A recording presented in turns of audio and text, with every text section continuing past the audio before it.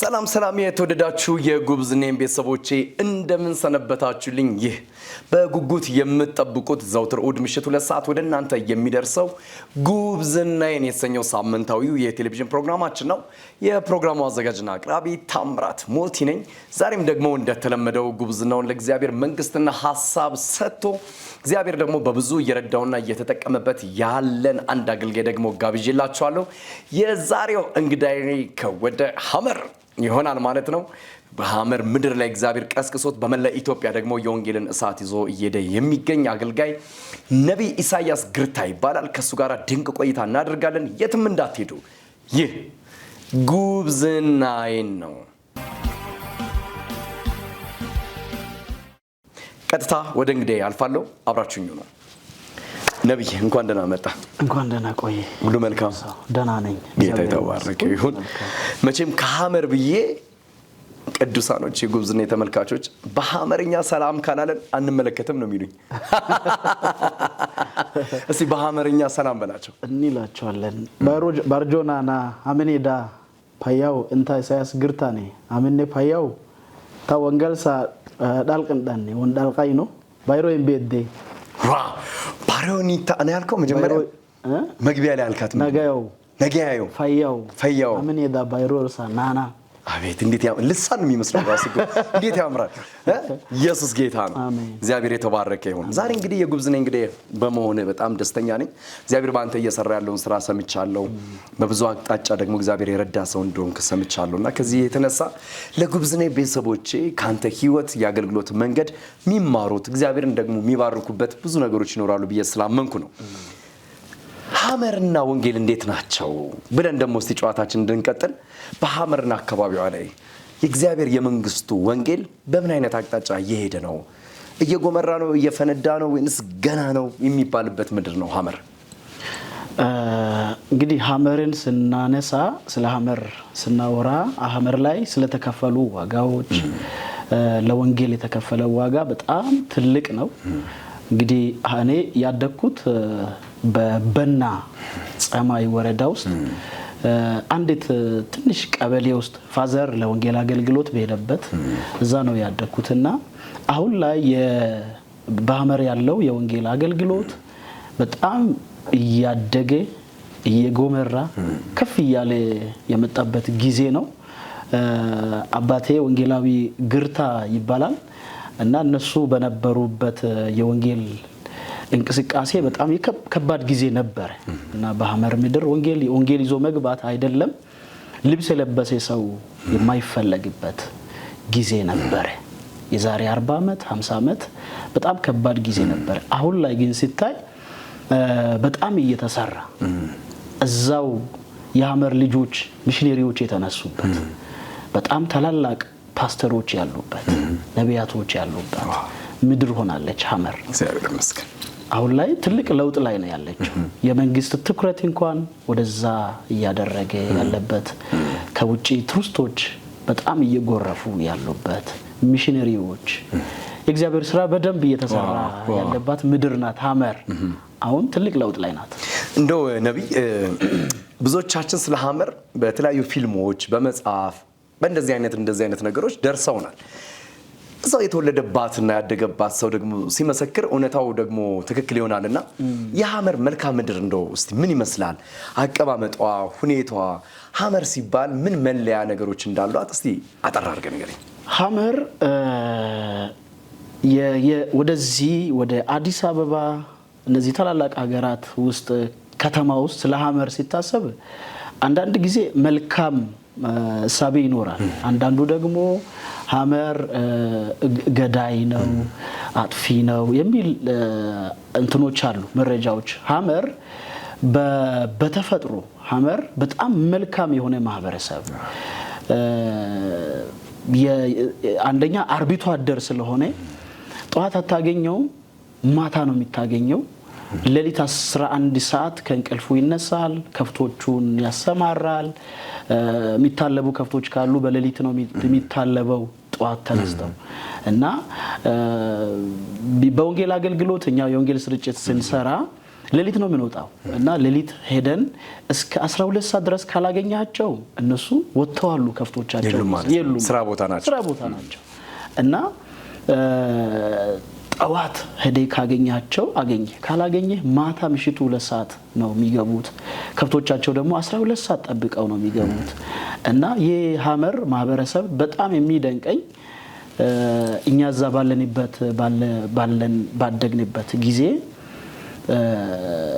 አንተ ተጠምተህ መተህ ከውሃ አልፎ ወተት ነው የሚሰጡት በቃ ይሄ እንግዳ ነው ብለው ይቀበላሉ እና አቀባበላቸው በጣም የሚደንቅ ነው እንግዳን የሚያከብሩት በጣም ከተቀበሉ በጣም አንተን ከወደዱ ፍየል ነው የሚያርዱልህ እና በቃ መታረድ አለበት ብለው ፍየሉን አንተ ራሴ እንድታርድ ነው የሚሰጡ እኔ መሄድ አለብኝ አሁን እንደ ነብይ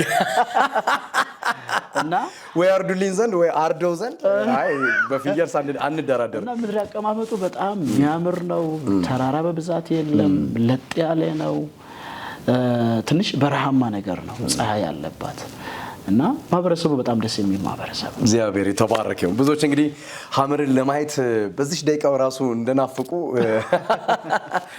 አምናለሁ እንደው ነብይ አባትህ ወንጌላዊ ናቸው ወንጌላዊ ግርታ አሁን እንግዲህ በአባታቸው እቅፍ ናቸው ያሉት ወደ ጌታ ሄደዋል እሳቸው ለረጅም ዘመናት ወንጌልን በዛ ምድር ላይ እንደሰበኩ እንዳገለገሉ ረጅም የበረሃ መንገድ እንደተጓዙ ብዙዎችን እንደደረሱና ለእግዚአብሔር መንግስት እንደማረኩ ሲነገር ሰምቻለሁኝና እንደ በጥቂቱ ወንጌላዊ ግርታ የነበራቸው የአገልግሎት መንገድ ምን ይመስል ነበር?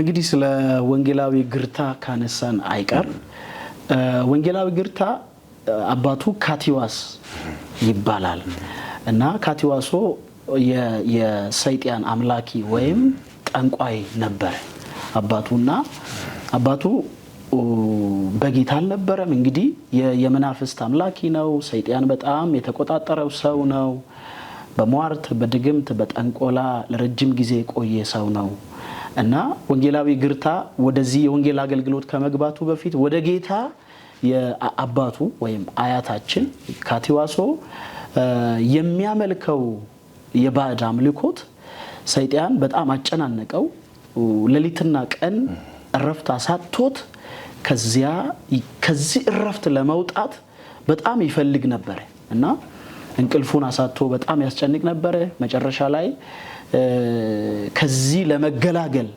ፈልጎ የወንጌላዊ ግርታ አባት ፈልጎ ምን ማድረግ አለብኝ ብሎ ጠንቋይ ቤት ሊጠይቅ ይሄዳል እና ሲሄድ ፍየል ማረድ አለብኝ አለው ቢያንስ እሱ ወደ ጂንካ ባኮ ወደሚባል አካባቢ ነው ያያታችን ምድር ከዛ ወደ 45 ኪሎ ሜትር ማሌ ወደሚባል ሀገር በእግር ተጉዞ ሄዶ ያን ጠንቋይ ጠየቀው ምን ይሻለኛል እኔ ሰላም አጥቻለሁ ምን ማድረግ አለብኝ ብሎ ጠንቋዩን ይጠይቃል ሌላ ጠንቋይ አለቃ ነው ያኛው የሱ አለቃ ነው ሜጀሩ ነው ይገርም እሱን ሊጠይቅ ይሄድና ሲጠይቀው እንዴ ምን እየሰራህ ነው አለው ምንድነው ሲል አንጀቱን ዘርግፎ የፍየል አንጀት ነው የሚታየው ያን አውጥቶ ሲመለከት እንዴ ቤተሰቤን ሊጨርስ ነው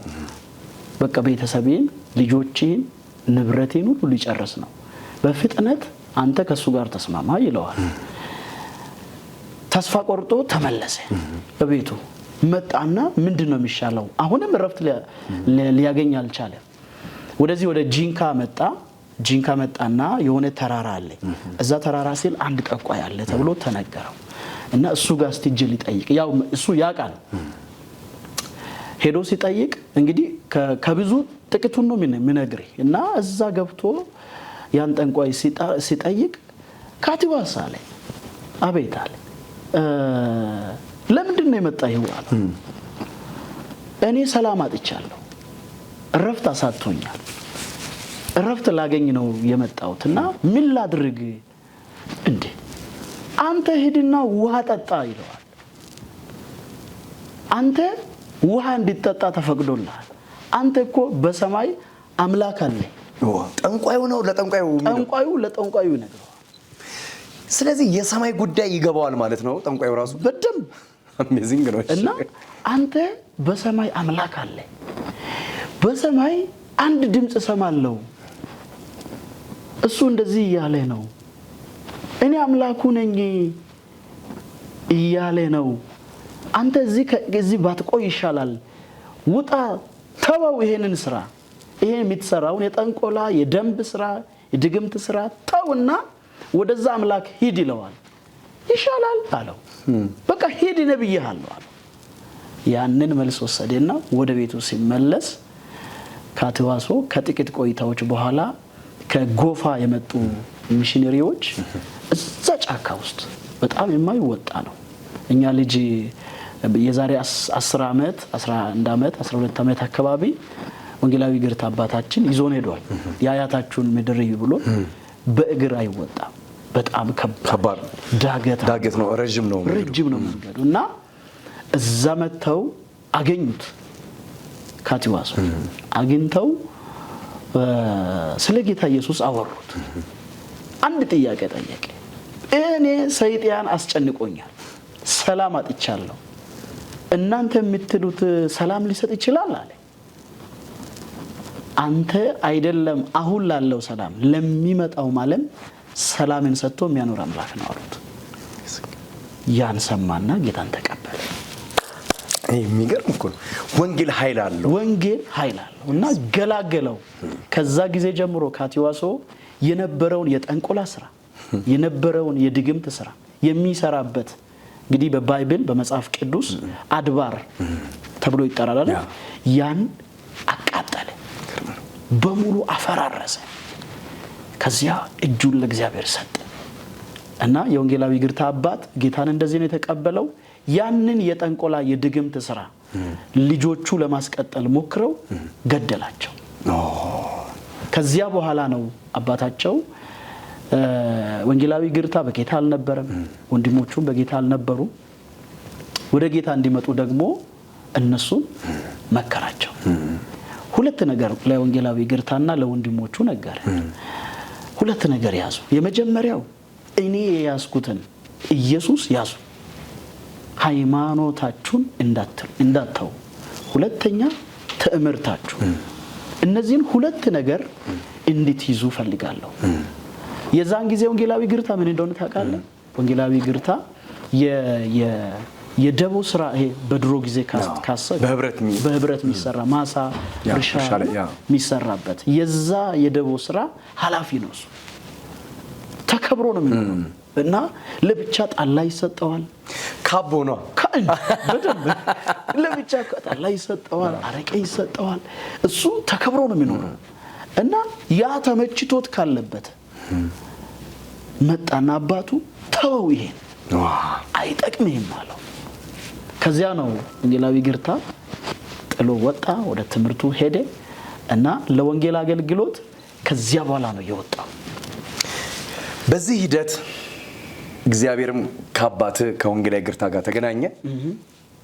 የተገለጠላቸውን እውነት የዘላለሙን የመንግስቱን አጀንዳና የቃሉን የመገለጥ ጉልበት ይዘው እንዴት ረጅም ርቀት ሄዱ። በእድሜም ደግሞ ረጅምን እድሜ ጠግበው እንደሞቱም ሰምቻለሁና የሄዱበት የወንጌል መንገድ ምን ይመስል ነበር? ከዛ በኋላ በጣም ጠንካራ ሰው ነው ወንጌላዊ ግርታ እና አባቴ ለወንጌል ራሱን የሰጠበት መንገድ በጣም ይደንቀኛል እና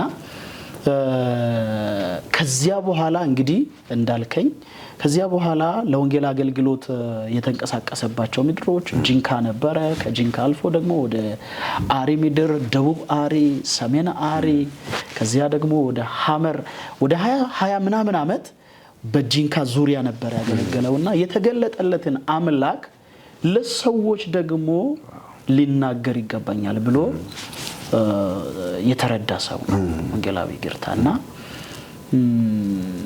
እንግዲህ ከዚህ ከደቦ ስራ ከአጋንንታዊ ስራ ነፃ ከወጣ በኋላ እስከ 7ኛ ክፍል ነው የተማረው። በኤሌመንተሪ ያስተምር ነበረ። ከዛ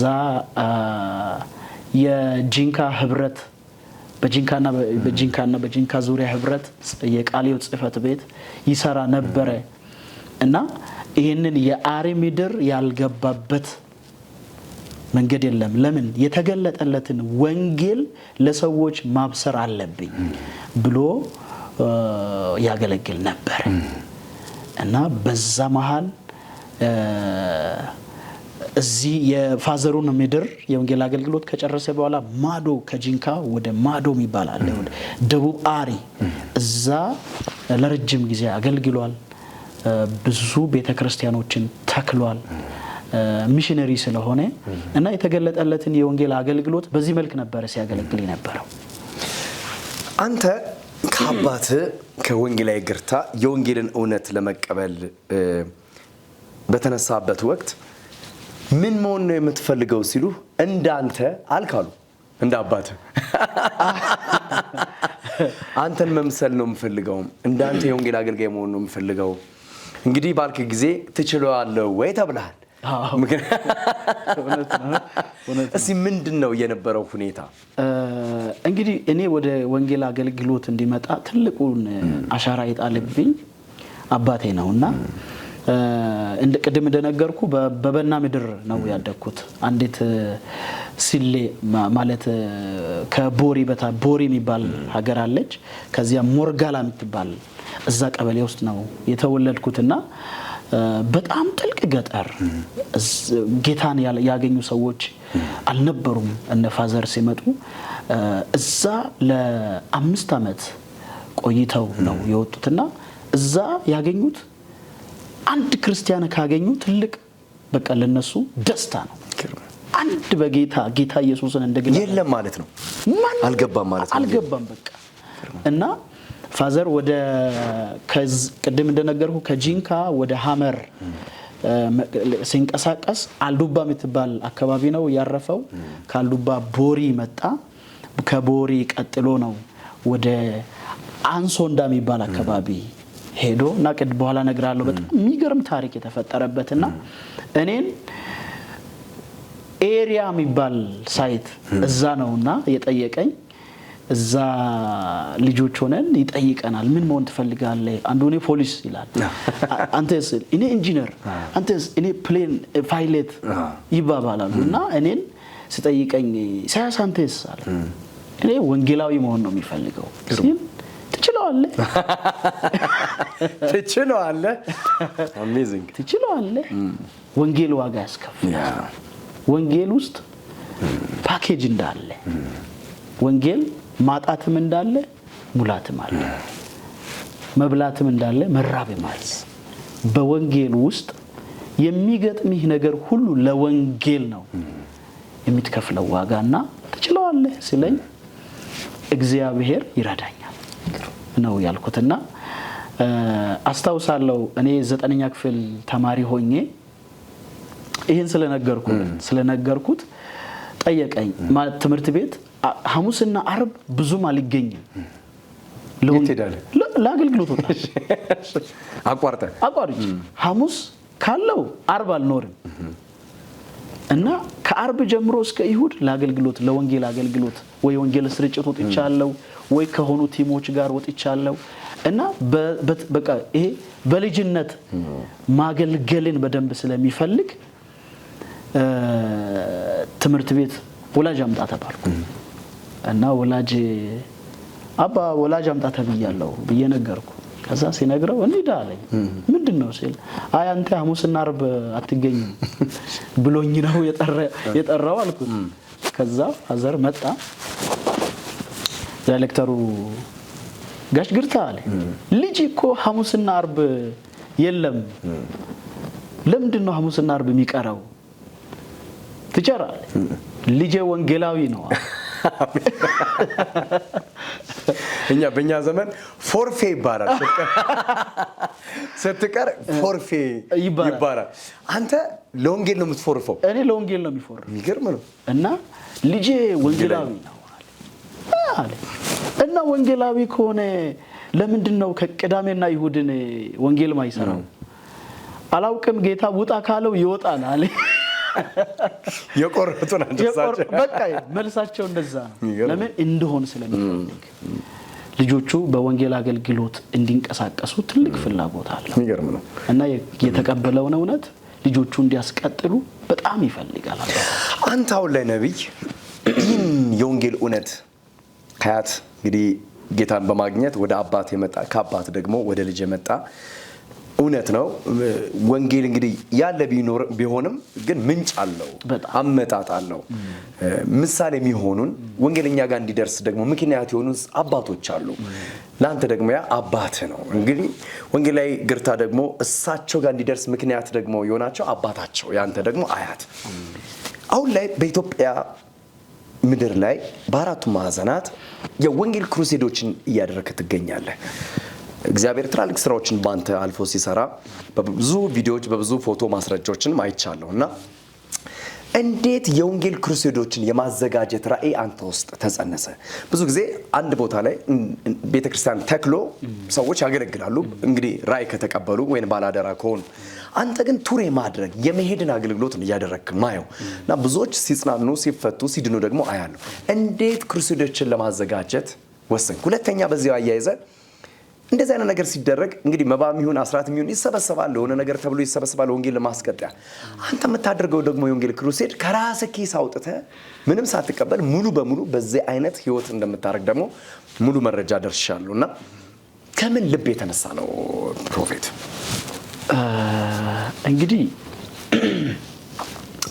ይሄ የወንጌልን እውነት የገባው ሰው ነው ሊያደርግ የሚችለው።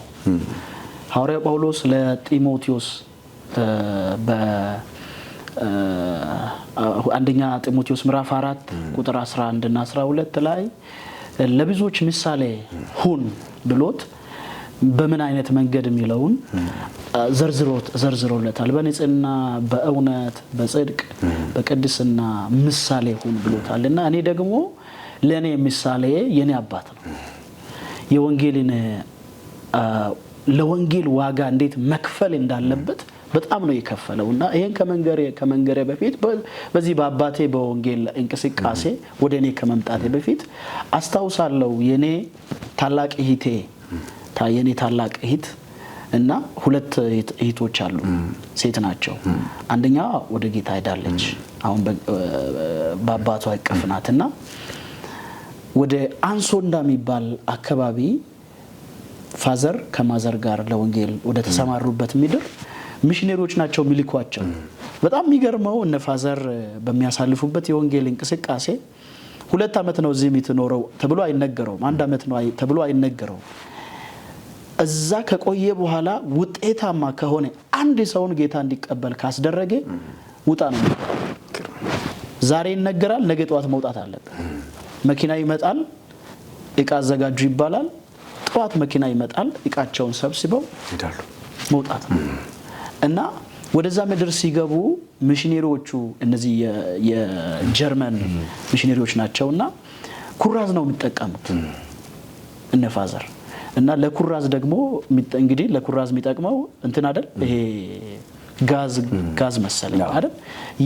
ያን ሳይሆን የሰጡት የፕሌን ነዳጅ ነው የሰጡት። እሳት አምጥተው ሲለኩሱ ቤቱ ላይ ነደደ። ጋይ ከዛ እዚህ ይወድቃል፣ እዛ ይወድቃል፣ እዛ ይወድቃል። ልጆቹ ላይ ነደደ። የለበሱት ሻማ ነበር፣ ነደደባቸው። ሰውነታቸው መቃጠል ጀመረ። ሁለት ማዘርና ፋዘር ብቻ ናቸው፣ እነዛ ሁለቱ ልጆች ብቻ ናቸው አጠገባቸው ያሉት። ሁለቱ መቃጠል ጀመሩ። ለማዳን ውሃ ቢያፈሱ ይጨምራል እና ስለሚጨምር ምን ማድረግ አለብን ብለው በቃ ከጥቂት ደቂቃዎች በኋላ ሲነቁ ለካስ አፈር ነው የሚደረገው። አፈር ጨመሩ። ሲያጠፉ ሁለቱም ተቃጥለዋል እና ነደዋል። ልብሱ ከላያቸው አይነሳም እና ያን እንደምንም አድርገው አነሱ። ከዛ በጣም የሚደንቀኝ ወደ 40 ምናምን ኪሎ ሜትር እንደገና ሚሽነሪዎችን ለመጥራት ምሽቱ ወደ 3 ሰዓት አካባቢ እራት እየበሉ ነው ያ የተፈጠረው። ከዚያ ተነስተው አልዱባ የሚባል አይዛብ ልጆች በጌታ ያልሆኑ እየሮጡ እዛ ፈረንጁ ጋር ደረሱና የወንጌላዊ ግርታ ልጆች እየሞቱ ነው፣ በእሳት ተቃጥለዋል። ፈረንጁ መኪና አንስቶ መንገድ የለም በወንዝ ውስጥ አሸዋ ነው እየነዳ ሲመጣ ሁለቱም አብጠው መሬት ላይ ተኝተው ነው ያሉት።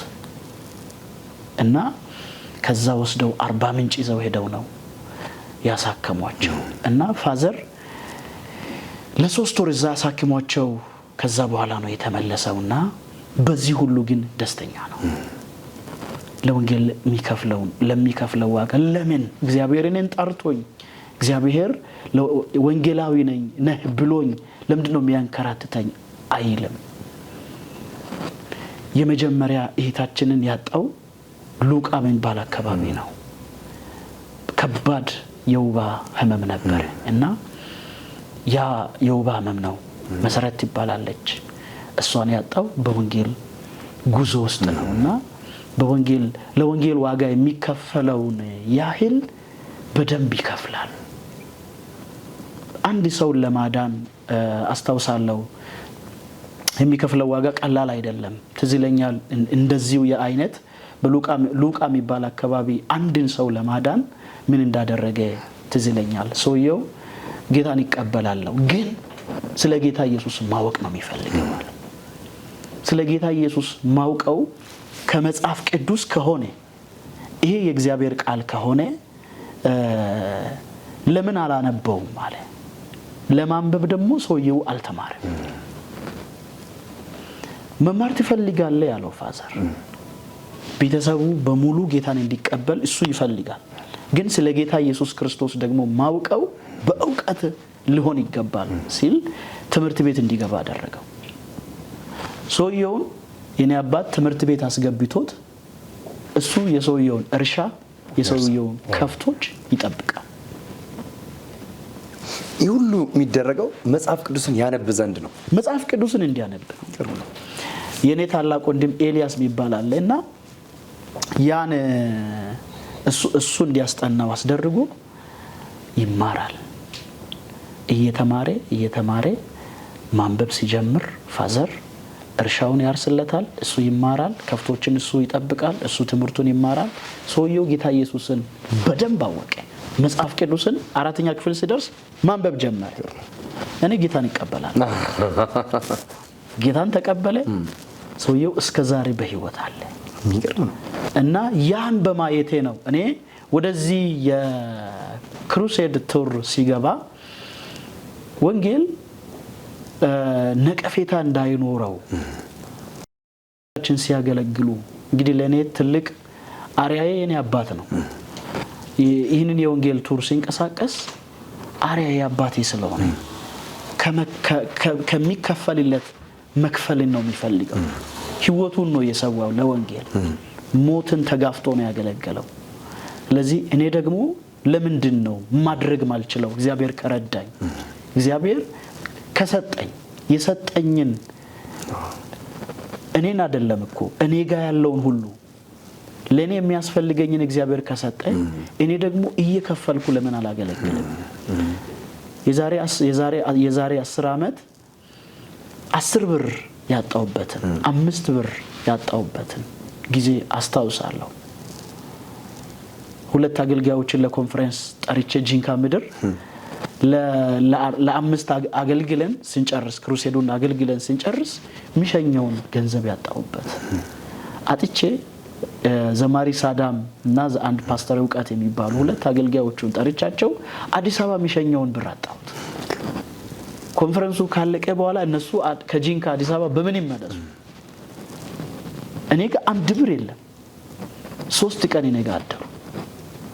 ሰው ቤት ነው ያደርነው እና እነሱን ከሰው ብር ተበድሬ እሱም የተበደርኩት ብዙ ብር ቢሆን ጥሩ አይደል?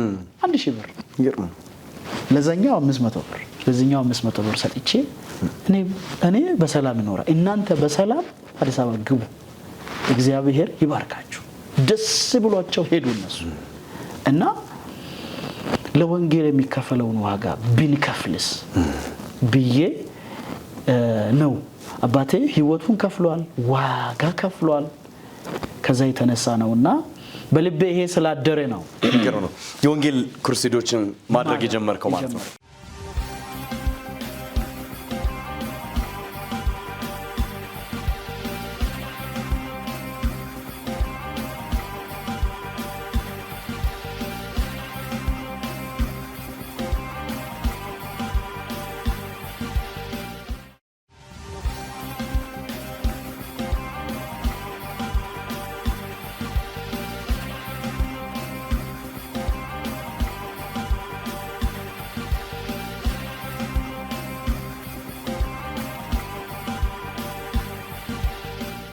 ይሄ የወንጌል ክሩሴድ እንቅስቃሴ አሁን ምን ያህል ጊዜ ሆነው ቱር የምታረግበት ሁኔታ ማለት ነው? በመታረገው ደግሞ የወንጌል ክሩሴዶች ምን አይነት የእግዚአብሔርን እጅ አየህ? ዋንኛ ተልኳችን ወንጌል ስለሆነ ከወንጌል አንፃር ምን አይነት ውጤቶች እየመጡ ነው?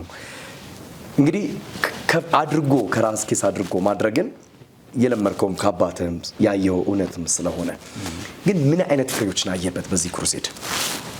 በዚህ ክሩሴድ እንግዲህ ከጀመርኩት እኔ ወደዚህ ክሩሴድ ከመግባቴ በፊት 2016 ነው እንግዲህ አሁን ካገባሁት ሁለተኛ ዓመቴን ከፊታችን ሰኔ ሁለተኛ ዓመቴ ነው። እንከባበራ አይ እየተከባበረን ኢንተርቪውን ብንቀጥል ነው የሚሻል። እሺ ገና እሺ ሁለተኛ ዓመቴ ነውና ወደ አዲስ አበባ እንዲመጣ ያስደረገኝ የመጀመሪያው ባለቤቴ ናት። ሁላገርሽ በድሉ ትባላለች እና እሷን ካገኘሁ በኋላ የወንጌል ሸክም ያለብኝ ሰው ነኝ። ለእግዚአብሔር መንግስት የሚከፈለውን ዋጋ ሁሉ ለመክፈል የተዘጋጀሁት ሰው ነኝ፣ አገልጋይ ነኝና እሷን ካገኘሁ በኋላ ቱሮችን ማድረግ እንዳለብኝ የእግዚአብሔር መንፈስ ነገረኝ።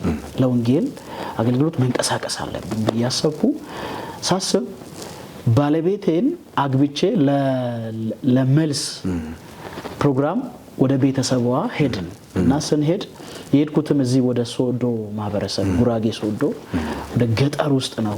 ዋጮ ወደሚባል አካባቢ አባቷንና እናቷን ለማግኘት ሄጄ ነው ምድሪቱን ያየሁት። ሳይ ጌታን የተቀበለ ሰው የለም። ከሱ ጋር 3-4 ሰው ብቻ ነው ያለው። ምንም አይነት በጌታ የሆነ ሰው የለም። በጣም ደነገጥኩ። እኔ የተወለድኩበትና ያደግኩበት ሐመር ምድር ምንም ያህል ክፋት ቢኖር የተለወጠ ህዝብ ታይቷል ምድሪቱ ላይ። አሁን ትላልቅ መሰረተ ልማቶች የሚሰሩባት ምድር ናት። እዚህ ደግሞ ጫፍ ከአዲስ አበባ 100 ምናምን ኪሎ ሜትር የማይሞላ ሀገር ወንጌል አልደረሰም። እኛ እኮ ወንጌል ተሰርቶ እንዳለቀ ደርሶ ያለቀ ይመስል ተረጋግተን እኮ የተቀመጥንበት ሰዓት ነው። ግን አጠገባችን ገና ያልደረሰበት ብዙ የሚገርም ነው። በጣም ነው የገረመኝ። መብራት የለም። በቃ መሰረተ ልማት የሚባል ነገር መንገዱ እንኳን በቃ በብዙ ትግል ነው መኪና የሚገባው። ጤና ጣቢያዎች የሉም፣ ቸርቾች የሉም፣ አገልጋይ የለም። እዛ አካባቢ በጣም በቃ ጨለማ የሰፈነባት ምድር ናትና ሰዎቹ መልካም ናቸው። እንግዲህ የጉራጌ ማህበረሰብ የሥራ ሰዎች ናቸው፣ ግን ወንጌል ያልደረሰባት ምድር ናትና አየሁት። ከዚያ ባለቤቴ በጣም የሚጸልይባት ምድሪቱ እንዲለወጥ ስለ ምድሪቱ ማውራት ከጀመረች እንባ ነው የሚላት እና ከዛ የተነሳ ምንድነው ማድረግ ያለብኝ ስለዛ ምድር ብዬ ስጸልይ ወደዛ ደግሞ ቱሮችን እንዲጀምር ክሩሴዶችን እንዳደርግ መንፈስ ቅዱስ ነገረኝ። ከዚያ በኋላ ነው ቱር ማድረግ የጀመርኩት እና ቱር ማድረግ የጀመርኩት 2017 ሂዳር 13 ጀመርኩ።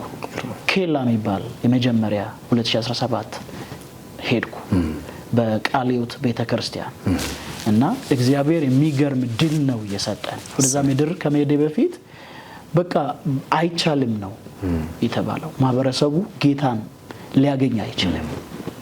እንዴት ትችለዋለህ? አቅም ይኖርሃል ነው የተባልኩት እና ግን እዛ ሄጄ 15 ሰው ነው ጌታን የተቀበለው። ክብሩ ለጌታ ይሁን፣ እግዚአብሔር ይባረክ። እና ቱሩን የጀመርኩት በዛን ጊዜ ነው እና ይሄው እስከ ዛሬ ቀጥዬበታለሁ። ትላልቅ የት ቦታ ላይ ተደርጓል እስከ ዛሬ ድረስ? በእነዚህ ጊዜያቶች እንግዲህ ከአንድ ዓመት በላይ በሆነ የቱር ቆይታ የት ቦታ ላይ ተደርጓል? የመጀመሪያው ከ2016 ሐመር ወደ ተወለድኩባት ምድር ፋዘር ወደ አገለገለበት ምድር ማድረግ አለብኝ ብዬ አሰብኩትና ከሐመር ዲመካ የምትባል ከተማ የአብያተ ክርስቲያናት ጋር አማኑኤል ቤተክርስቲያን ግቢ ውስጥ ነው ያደረግነውና እዛ እግዚአብሔር የሚገርም ድል ነው የሰጠን። የመጀመሪያው 2016 ኮንፈረንስ 2017 መግቢያ ላይ ያዘጋጀነው ክሩሴድ እዛ ነው። በጣም ብዙ ነፍሳት እግዚአብሔር የሰጠን። ከምንጭ ነው የጀመርከው? ከምንጩ ነው የጀመርኩት፣ ከዋናው እና ከዛ ነው የጀመርኩት። እግዚአብሔር የሚገርም ድል ሰጠን። አስደናቂ ጊዜ ነበረ። ብዙ አገልጋዮች ከኔ ጋር ነበሩ እና ከዛ ነው የጀመርኩት። ሲቀጥል እዛው ደግሞ በና ምድር ከሐመር በና ቀይ አፈር ነበረ የነበረኝ። እዛም ደግሞ ቃለ ሕይወት ነበረ እና እግዚአብሔርም እዛም ብዙ ነፍሳቶችን ጌታ ሰጠን። ቀጠለ። ከዛ ቀጥሎ እዚህ ሶዶ ምድር ነው የገባሁት ወደ ኬላ ቅድም እንዳልኩ እዛ ቀጠለ። ከዛ ቀጥሎ ደግሞ ኬላ ስንጨርስ እንዴ እናንተ እዚህ መጣችሁ ለምንድን ነው ወደኛ ምድር ማትመጡት ሲሉን ጥያ የምትባል እዚህ ጫፍ እና እዛ በጣም ነው የደነቀኝ። እዛ ምድር ሲገባ በእውነት ወንጌል እኛ ምቾት እንፈልጋለን አንዳንድ ጊዜ ማለት እኔ አገልግዬ እኔ እንደዚህ አድርጌ እግዚአብሔር ለምንድን ነው ማያስበኝ እግዚአብሔር ለምንድን ነው ማይጎበኘን እንላለን እና ይኸው እዚህ ጋር ጌታን ያልተቀበለ ማህበረሰብ አለ። ጨለማ የሰፈነበት ምድር አለ። ሲንገባ በጣም የደነገጥ ነው። ቤተክርስቲያን ድንጋጤ ውስጥ ናት፣ ፍርሃት ውስጥ ናት። አገልጋይ አለ፣ ቤተክርስቲያን መሪዎች አሉ፣ ቸርቾች አሉ። ግን በቃ ማለት ሰው አያየንም፣ ሰዎች ረስተውናል ብለው ነው ያሉትና እኛ ስንሄድ አትመጡም ብለን ነበር ያሉ። ለምን ሰውኛ ጋር አይመጣም? እዛ ገፍተን እግዚአብሔር ነፍሳትን ሰጠን። እዛ ገብተን ለምድርቱ ጸልየን 3 ቀን ድንቅ ጊዜ አሳልፈን ከዛ ወጣን። ከዛ ሲቀጥል ያን ፕሮግራም ስንጨርስ እንግዲህ እንደሚታወቀው ቡታጅራ ነበር። ቡታጅራ ደግሞ ከገባን በኋላ ለወንጌል እኔ ከተማ ገጠር አልልም፣ ምቾት አይመቸኝም፣ ይመቸኛል አልልም። መግባት ወዳለበት ሁሉ ይገባለሁ። ለምን ጌታ ኢየሱስ ክርስቶስ ወደ ዓለም ሁሉ ሂዱ ነው ያለው። ተልኮ ይሄ ነው። በቃ ተልኮ መሄድ ነው። መሄድ ከሆነ ገጠር የለውም፣ ከተማ የለውም፣ መብራት አለ የለም፣ የሚመቻል ጋር አለ አይሰራም፣ ኔትወርክ አለ ሁሉ ውስጥ መግባት። ለምን እኛ የጠፉትን ጌታ ኢየሱስ ክርስቶስ ሊያድን እንደመጣ እንደዛው የጠፋ ነፍስ አለ። ወደ እግዚአብሔር መንግስት ሊመጣ የሚገባ ነፍስ አለ። ወደዚያ መሄድ አለብን። በዛ ሁሉ ግን ቤተክርስቲያኖችን በማጨናነቅ አይደለም። ቤተክርስቲያን የሚትሰጠንን ገንዘብ የሚትሰጠንን ኢንካም በማሰብ አይደለም። የሚከፈለውን ዋጋ ሁሉ ከፍለን እግዚአብሔር በሚረዳን በረዳን መጠንና ቡታጅራ እግዚአብሔር ረድቶን ዘንድሮ 2018 ጥር 29 ላይ ነበረን እና ወደዛ ከመሄዳችን በፊት በቃ ማለት ማህበረሰቡ ከባድ እኮ ነው። እንግዲህ ጌታ ኢየሱስ ክርስቶስ ከባድ ለሆነው ሰው ነው ከሰማይ የወረደው። ቀላል ለሆነው አይደለም። የሰው ልጅ ሊያድን ነው ክብሩን ጥሎ የወረደው። አሜን።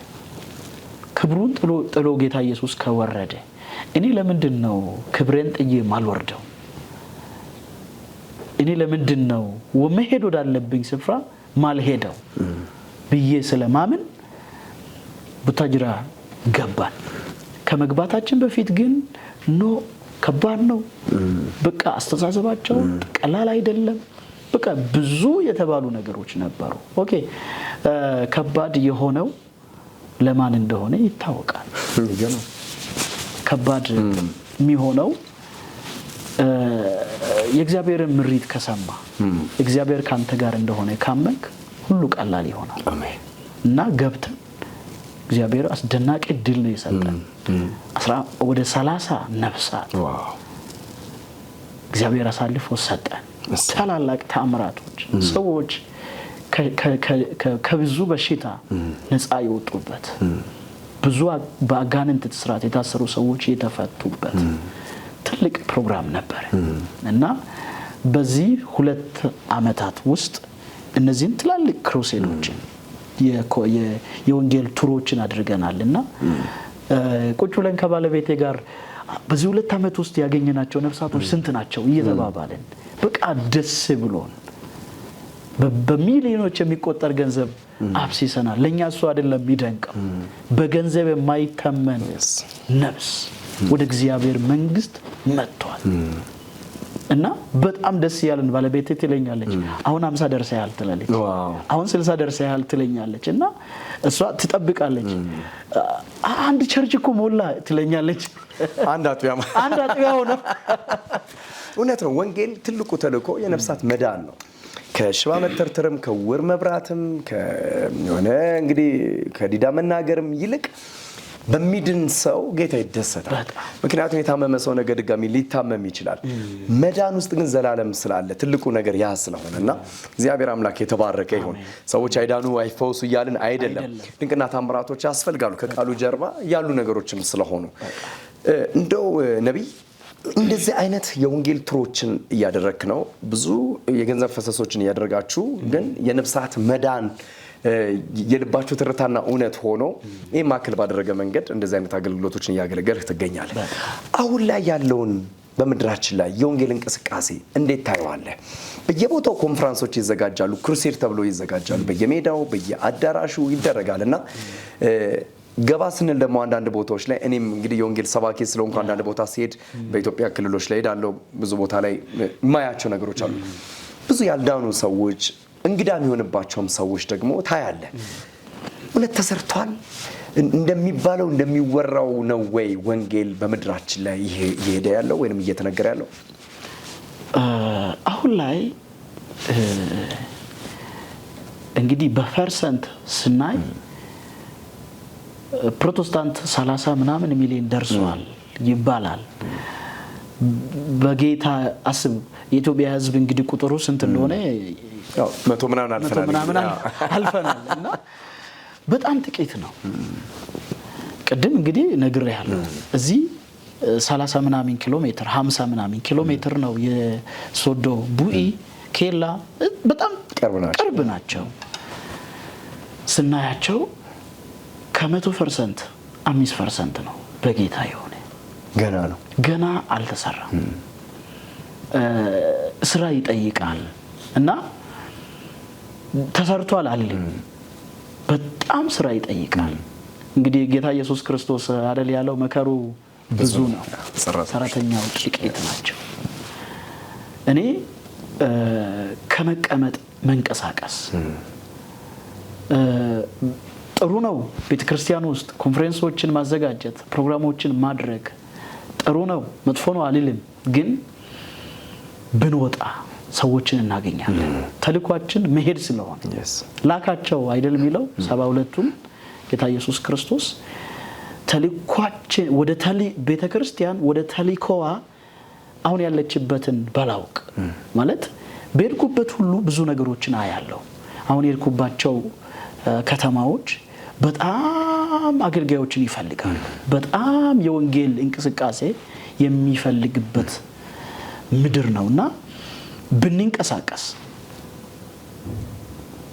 ሰው ትኩረታችን ሰው ላይ ሊሆን ነፍሳት ላይ ሊሆን ይገባል። ቅድም እንዳልኩት በዚህ አጭር ጊዜ ውስጥ 50 ምናምን 60 ምናምን ሰው ወደ እግዚአብሔር መንግስት ካመጣን እግዚአብሔር ረድቶን ብዙ እንደሚጠበቅብኝ ነው ማምነው። መንቀሳቀስ አለብኝ፣ መሄድ አለብኝ እና የተሰራ አይመስለኝም። ቢሰራ ማለት በአንድ ፕሮግራም በሺዎች የሚቆጠሩ ሰዎች መገኘት ነበረባቸው። በአንድ ክሩሴድ ብዙ ሰዎች መምጣት ነበረባቸው ግን ጥቂት ነው የሚመጣው ከዚያ ውስጥ እግዚአብሔር ደግሞ ሊድኑ የሚገቡ ሰዎችን ይይዛቸው እና የተሰራ አይመስለኝም እኛ ልንሰራ ይገባል ልንወጣ ይገባል ወደ ሰሜኑ ወደ ምስራቁ ወደ ደቡቡ ወደ ምዕራቡ እንውጣ ሰዎችን ለማደን ለመያዝ ወደ እግዚአብሔር መንግስት ለማምጣት ብንንቀሳቀስ የተሻለ ነው ለምን ቢሰራማ ከ100 ሚሊዮኑ ግማሽ ሚሊዮኑ በጌታ ሊሆን ይገባል ነበር ብዬ ነው ማምነው እንደው ነብይ በአንድም ይሁን በሌላ ወንጌል ይሰበካል በከተማችን በገጠርም ይነገራል እንደሚታየው ያላነ ህዝብ ገና አለ በጨለማ ውስጥ የታሰረ በስራት ውስጥ የታሰረ በጥንቆላ በመተት ሁሉ የታሰረ በባህሉላ የመጣ ትላልቅ ከርሶች አሉ ምድራችን ላይና ወንጌል ደግሞ እነዛ ነገሮች እንደሚሰባበር እናምናለን ወንጌል ኃይል ስለሆነ ወንጌል ማይገባበት የለም ወንጌል በራሱ ደፋር ነው እና ምክንያቱም ተልኮ ሰውን የማዳን ስለሆነ የመቀየር የመለወጥ ስለሆነ እንደው ብዙ ነገሮቻችን እንዳይቀየሩ ደፍረንም ወንጌላችንን ደግሞ በእንደዚህ አይነት ቦታዎች ላይ ገብተን እንዳንሰራ ምክንያቱ ምንድነው ብለህ ታስባለህ አንዳንድ ጊዜ ሚዙን ነገሮች ይኖራሉ እንደሚባለው እንደሚወራው ብዙ ተጽዕኖች እየመጡ አይደለም ከዚህ የተነሳ ሰዎች የመዳን ነገሮቻቸው ብዙም አይደለምና ለምንድነው ምክንያቱ ምንድነው ብለህ ታስባለህ እንግዲህ የመጀመሪያው አገልጋይ እንደመሆኔ ምክንያት ሊሆን የሚገባ ምክንያት ነው ብለን ልናነሳ የምንችለው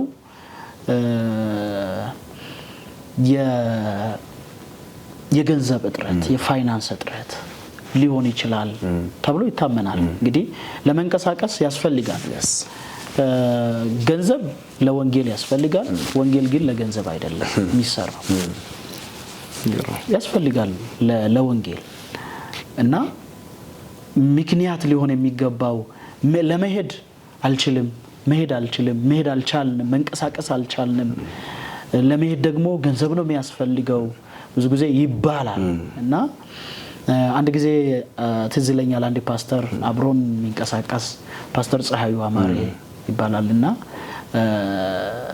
ስልጠና አብሮን እየሰጠ አንድ ነገር ያደርግ ነበር ምሳሌ ብሎ ለአገልጋዮቹ ለሚሰለጥኑ ሰልጣኞች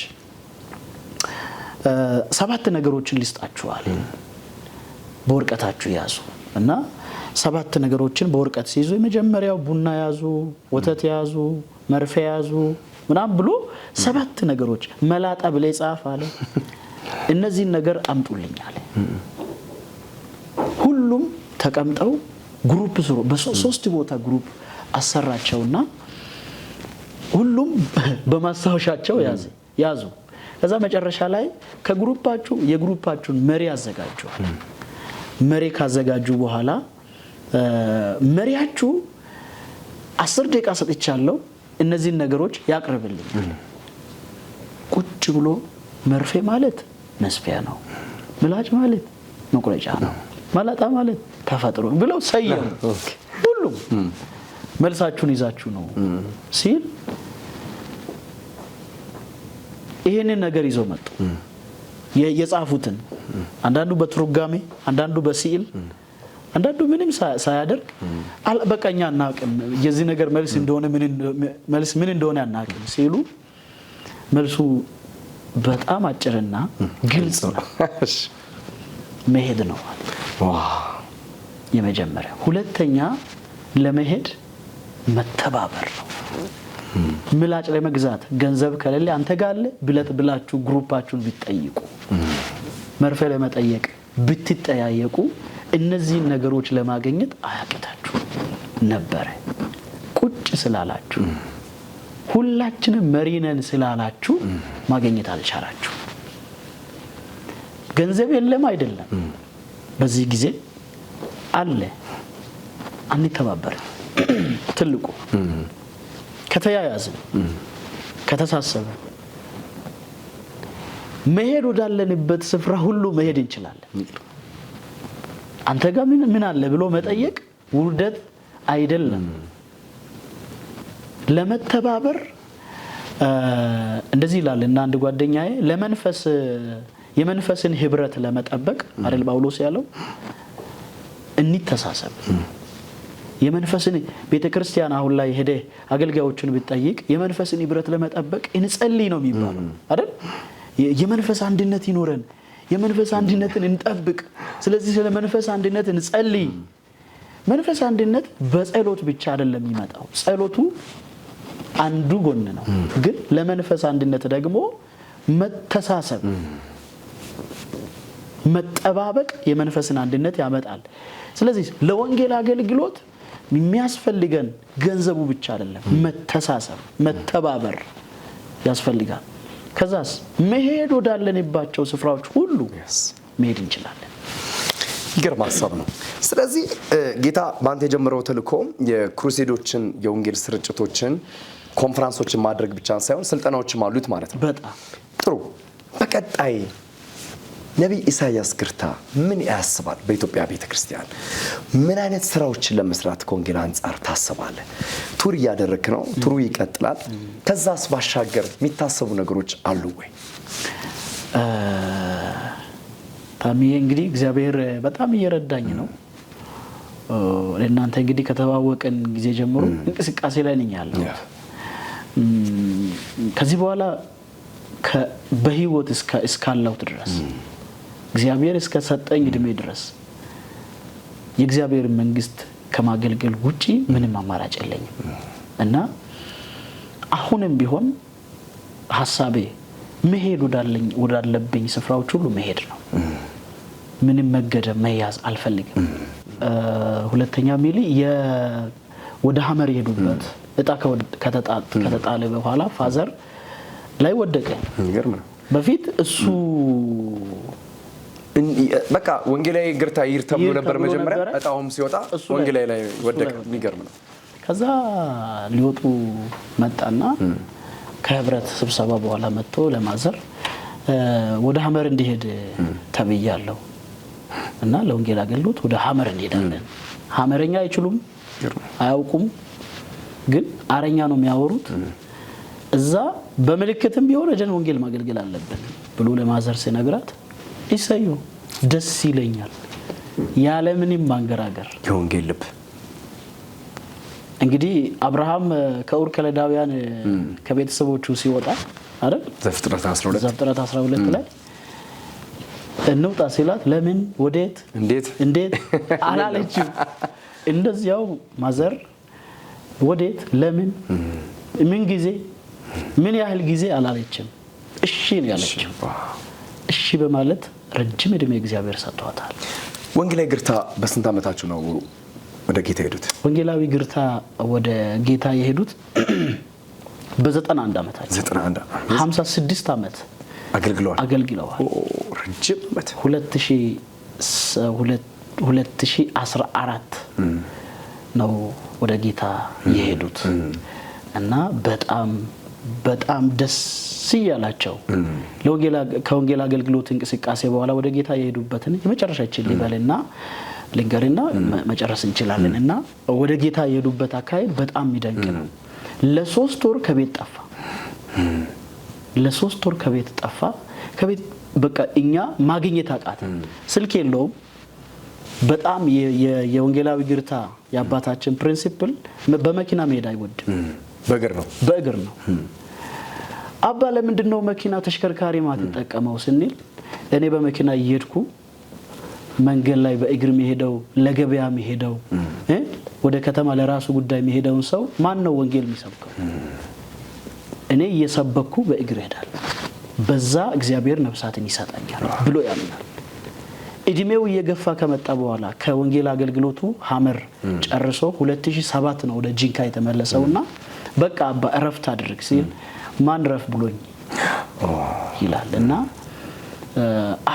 3 ወር ጠፋ 3 ወር ሲጠፋ ይሄት ገባ ስንል ለካስ እሱ ከሐመር ጥግ ከኬንያ ጠረፍ ጀምሮ እስከ ደቡብ አሪ መጨረሻ ድረስ የተከላቸውን ቤተክርስቲያኖች እየጎበኘ ነበር ስልክ የለውም ማግኘት አልቻልንም 3 ወር ሙሉ አፈላለኩ መጨረሻ ላይ አፈላልገን የመጨረሻ ሊሰናበት አንድ ወደ ሙቲ የምትባል ወደ ደቡብ አሪ ውስጥ ቃልዮት ቤተክርስቲያን እሱ የተከላትና እዛ ሊያገኛቸው ሄዶ አገኛቸውና አንድ ነገር ይል ነበር። ደህና ሁኑ ቻው ይላቸዋል። እኔ ስልኩን ፈልጌ የቤተ ክርስቲያኒቱን መጋቢ ያገኘሁት ፓስተር ፋዘር አለ እንደ የወንጌላዊ ግርታ ልጅ ነው አለ። አው ጋሽ ግርታኛን ግራ ያጋባ ነው። እያለቀሰ ነው የሚሰብከው፣ እያለቀሰ እያስተማረ ነው። መልእክቱ ደግሞ የእግዚአብሔር መንግስት ቀርባለች ነው። ጊዜው ተፈጽሟል፣ ዘመኑ አልቋል፣ ንቁ ብሎ ነው የሰበከን። መጨረሻ ላይ ከተገናኘን ተገናኘን፣ ካልተገናኘን በእግዚአብሔር መንግስት እንገናኝ ብሎ የጨረሰው። እኛ ደንግጠናል። አሁን ይመጣል ቤት እየወጣ ነው ጨርሷል። ቤት እኔ እዚህ አዲስ አበባ ነበርኩት። እሱ ሰኞ ነው ቤት የገባው። እኔ ሮብ ከአዲስ አበባ ጂንካ ገባው። ሲመጣ ልጅ መጣ አለ። አዎ ጨረስኩ እኮ አለ። ምን ሲል የወንጌል አገልግሎት አይታይህም ይላል። እኔና ወንድሜ ነበር የተቀመጥነው አጠገቡና አይታይህም መላእክቶች ሲያሸበሽቡ ሲያመልኩ ይኸው አምልክ እያሉኝ እኮ ነው እያለ ደነገጠን። ከዛ እለቱ ሐሙስ ነው። ውጪ ለሽንት ወጣ። ሲመለስ እግሩ መንቀሳቀስ አቆመ። ልጆች አለ የወንጌልን አደራ እንዳትጥሉ፣ ሁለት ነገሮችን ያዙ። የመጀመሪያ ትምህርት አትተው፣ ወንጌል እንዳትተው፣ እስከ መጨረሻ ለወንጌል የሚከፈለውን ዋጋ ክፈሉ ብሎ ከዛ እሱ ጋር ነው ቁጭ 3 ወር ቁጭ አልኩት። እያስታመመ ቆየ።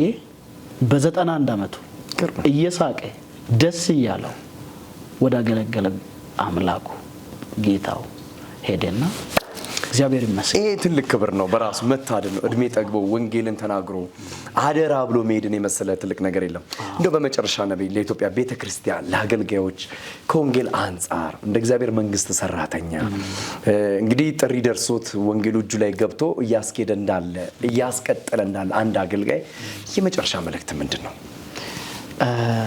ለኢትዮጵያ ቤተክርስቲያን ያለኝ መልእክት የወንጌልን አገልግሎት አንርሳ። የተሰጠንን አደራ በትክክል እንወጣ። ጳውሎስ ቅድም ብያለው አንደኛ ጢሞቴዎስ ምዕራፍ 4 ላይ ለሚያምኑትም ለማያምኑትም ምሳሌ ሁን ብሎታልና በእምነት በእውነት በጽድቅ በቅድስና ባለባበስ በንጽህና ምሳሌ ሁን ብሎታልና ለኢትዮጵያ ቤተክርስቲያን ያለኝ መልእክት የወንጌልን አገልግሎት አናስነቅፍ። ዋጋ የተከፈለበት ነው። አባቶች ዋጋ ከፍለዋል፣ ተርበዋል፣ ተጠምተዋል። መከፈል ያለበትን ከፍለው ነው እኛ ጋር ያደረሱት። እኛ ለሚመጣው ደግሞ ጄኔሬሽን ከኛ በኋላ ላለው ትውልድ ልናስተላልፍ የምንችለው በጽድቅና በእውነት ነውና የወንጌልን አገልግሎት በጣም ከሚገርመኝ ነገር መካከል ሰዎች ወደ እግዚአብሔር መንግስት ከመጡ በኋላ በእግዚአብሔር መንግስት ውስጥ ዘመናቸውን እንዲጨርሱ ማድረግ አለብን። ምሳሌ ሆነን እንዳይወጡ በእኛ ስተት በእኛ ትክክል ባልሆነ እንቅስቃሴ ከእግዚአብሔር መንግስት እንዳይወጡ እንጠንቀቅ። ነቢይ ኢሳያስ ግርታ አንተ የወንጌል አርበኛ ነህ። በእግዚአብሔር አምላክ በአባትህ ከአያትህ ጀምሮ በመጣው እውነት ዛሬ ላይ ደግሞ ብዙ ትውልዶች እንዲድኑ እግዚአብሔር ምክንያት እያደረገ ነው። ይህን መሰለ የህይወት ተሞክሮን በተለይ ደግሞ በአባትህ በወንጌላዊ ግርታ እግዚአብሔር የሰራውን ያንን የወንጌል እውነትና ጉዞ በእንደዚህ አይነት መንገድ ደግሞ ስላሳየ በተለይ ለዚህ ትውልድ ወንጌል ዋጋ እንደሚያስከፍል ነገር ግን ፍጻሜው አክሊል እንደሆነ ድል እንዳለበት ደግሞ የሚያሳይ ትልቅ መንገድ ነውና እግዚአብሔርን ባንተ የጀመረው ጉዞ ደግሞ ለብዙዎች መጽናናት፣ መዳን፣ መፈወስ ወደ እግዚአብሔር መንግስት መጨመር ትልቅ ምክንያት እየሆነ ነው። እግዚአብሔር አገልግሎትን ይባርክ፣ ትዳርን፣ ቤትን ይባርክ ማለት እንፈልጋለን። ገና ደግሞ ትቀጥላለህ። በጣም በደንብ ነው የምትቀጥለው። አንተንም እግዚአብሔር ዘመንን ይባርክ። አክብረኸኝ አንተ ውስጥ ትልቅ ነገር አለ፣ መልእክት አለ፣ ስለ ወንጌል ሸክም አለ ብለህ ስለጋበዝከኝ በዚህ ሚዲያ አመሰግናለሁ። ካንተ ጋር የሚሰሩ የሚዲያ ሰራተኞች ክሮች በሙሉ እግዚአብሔር አምላክ ዘመናችሁን ይባርክ። አሜን አሜን አሜን። ከዚህ በኋላ ቤት ነው እንግዲህ ቤት ነው ቤት ነው ነብይ። እንደው በመጨረሻ በሐመርኛ ለቅዱሳን ዘወትር እሑድ 2 ሰዓት ጉብዝናዬን ፕሮግራምን በመከታተል ተባረኩ በላቸው እባክህ። ሐመርናና አሜኔዳ ባይሮ በጣም ወዳን ከልሺድኔና ኮ ጂኤምኤም ቴሌቪዥን አምባይ ነው እንዳር ጉብዝናዬ አምባይ ነው ፕሮግራምን ውዲ ሰዓት ለማደር ፓያይስ ሸዴ ባይሮ ሰቃሊ ተማሬ ወንጌልሳ ቃቦንዳን ፓያይስ ቃንሴ ባይሮ የዳን ባራኬ እንታዲያሚ አሜን ሃሌሉያ። ደርሷቸዋል፣ ሰምታቸዋል። ዘወትር እሑድ ምሽት 2 ሰዓት ወደ እናንተ ይደርሳል። በድጋሚ ደግሞ ሰኞ ቀን 7 ሰዓት እና ምሽት 4 ሰዓት ላይ ወደ እናንተ የሚደርስ ፕሮግራማችን ነው ማለት ነው። የዛሬውን በዚህ ጨርሻለሁ። ከተወደደው እግዚአብሔር በዚህ ዘመን በረከትና ስጦታ አድርጎ የሰጠንን ከነቢይ ኢሳያስ ግርታ ጋር ያደረኩትን ቆይታ በዚህ አጠናቅቄያለሁ። በሁለቱም ክፍል እንደተባረካችሁ፣ እንደተጽናናችሁ፣ ወንጌል ያለውን ኃይልና አቅም እንደተረዳችሁ ደግሞ አምናለሁኝ። ሳምንት ደግሞ ከሌላ እንግዳ ጋር ጠብቃችኋለሁ። ታምራት ሞቲ ፕሮግራሙን አዘጋጅቼ ወደ እናንተ አድርሻለሁ። ሳምንቱ የተባረከ ይሁንላችሁ። ይህ ጉብዝናዬ ነው።